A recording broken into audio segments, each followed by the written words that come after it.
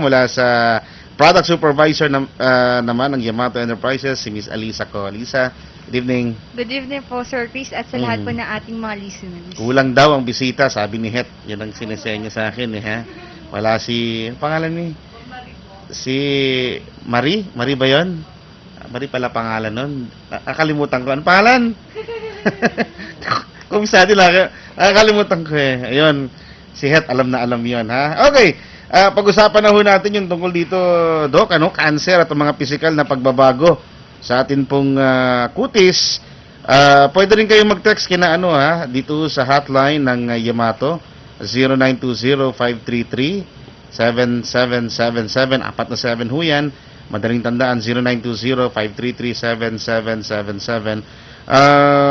Itong Doc, itong pag-uusapan natin yung cancer, talaga bang kapag kinapitan ka kagad dito, bagamat sinasabi kadalasan kapag ka na-detect medyo late na, tulad yung sa tiyahin ko na stage 4 kagad meron ba kagad mga transformasyon sa katawan na nakikita, halimbawa pumasok pa lang sa stage 1 yung cancer? Kung stage 1 pa lang naman sa cancer, siguro hindi pa natin masyadong makikita yung pagbabago ng ating katawan, So, kung sa sinasabi din yung stage 4 na na-detect, siguro malaki na ang pagbabago doon. Marami na tayong mapapansin sa pagbabago ng katawan ng pasyente kung nasa ganong stage na. Nandiyan na yung papasok na yung unexplained weight loss. Yun yung term namin sa medisina. Diyan namin halos pagka may ganyan na yung pasyente, talagang mag-iisip ka na ng iba na talagang sasabihin mo, ano kayang nangyari sa kanya? Bakit ganon? Oo nga. Na kahit anong dami ng kinakain niya or sapat naman yung sustansyang kinakain niya pero hindi siya nag-gain, bagkos nag-weight loss pa siya, kaya mag-iisip ka talaga. Ang sabi nung iba nating kakilala kapag may cancer ka usually yung appetite kagad ang nawawala, hindi ba? Pwede, pero depende rin yun sa cancer. Depende kung pa ba saan sa cancer? tumatama. So weight loss, bigla ang pagpayat, Doc. Pwede. Pero hindi naman ibig sabihin na may weight loss ka, may cancer ka. Kasi marami ding mga sakit na ang signs and symptoms ang sintomas ay pagpayat or weight loss, unexplained weight loss. Yun po yan. Yung iba sabi, pagkalagas ng buhok, pero baka epekto na yun ng siguro, no? Siguro epekto na yun ng chemotherapy. Oo, kasi may component doon ang gamot na siya yung cause ng paglagas ng buhok ng pasyente. Pero gusto ko lang itanong, Doc, ito bang cancer na ito, meron na ba talagang alam ng pinanggagalingan? Maliban sa, lagi ko narinig sa mga doktor, ito ay nasa DNA na, namamana. Totoo po yun. Totoo po yun. Kasi ang cancer talaga, una, bukod sa wala pa itong lunas, hindi talagang kumbaga namamana. Kumbaga, parang ganon. Mataas ang percentage na namamana siya.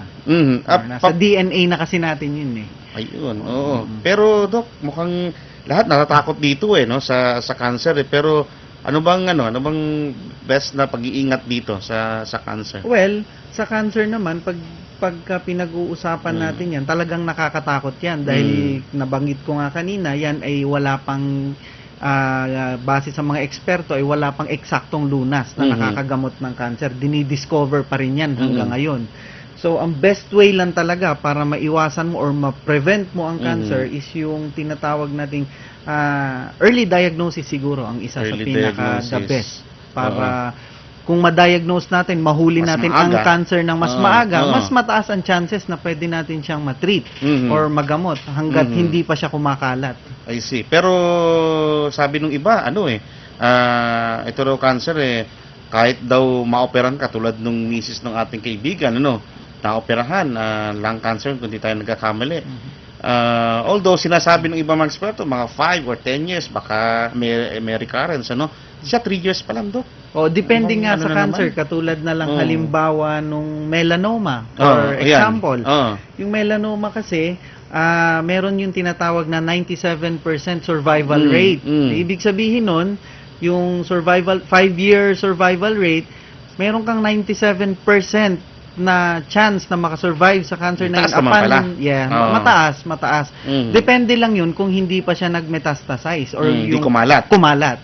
Tama. Skin cancer lang ho ba yung talagang merong manifestation sa balat? Hindi naman skin cancer lang. Pero kasi since na tinawag natin siyang skin, so skin cancer, so more or less nasa skin talaga ang problem natin. Pero hindi lang naman yung mga skin cancer ang nagmamanifest din sa balat. Meron ding iba. Sabi nung iba, yung lalo na yung smoker, madalas daw ang epekto sa katawan parang nagiging lalaki, nagkakaroon din ng marami-raming mga mga balahibo. Ano to ba 'yun? Nagkaroon sila ng hirsutism. Oo. So hormonal Nangyayari problem talaga naman yan. yun. Pwede yun. Nangyayari. Pwede.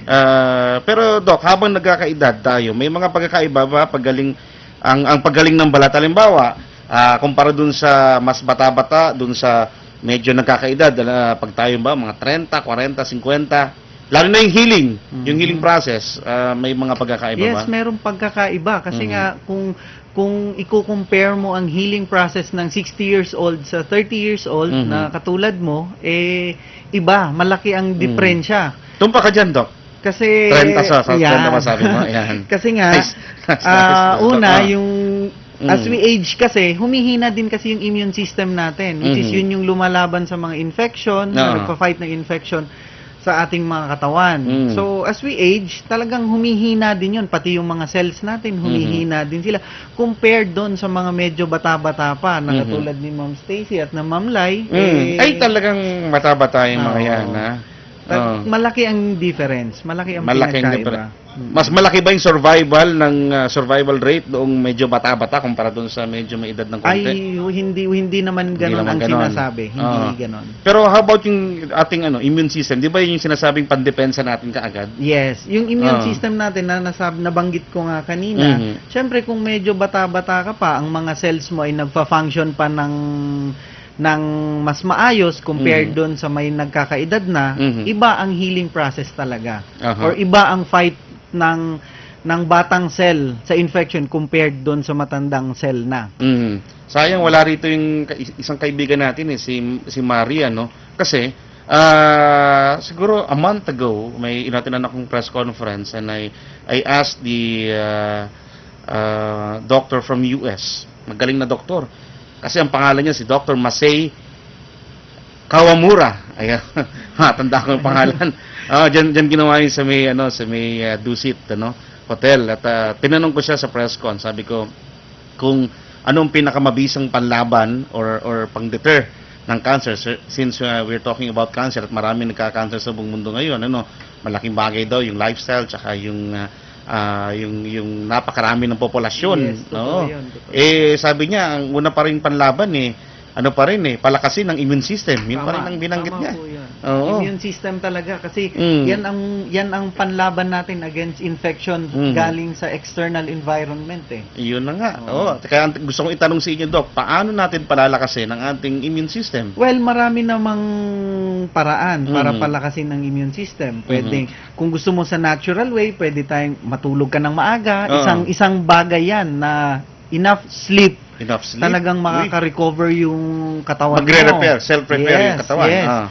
Kung gusto mo naman ng may mga supplements, nandiyan naman yung mga minerals, mga nutrients na kailangan natin sa diet natin, mga food supplements na iniinom para matulungan yung katawan natin, para ma-replenish yung mga nawalang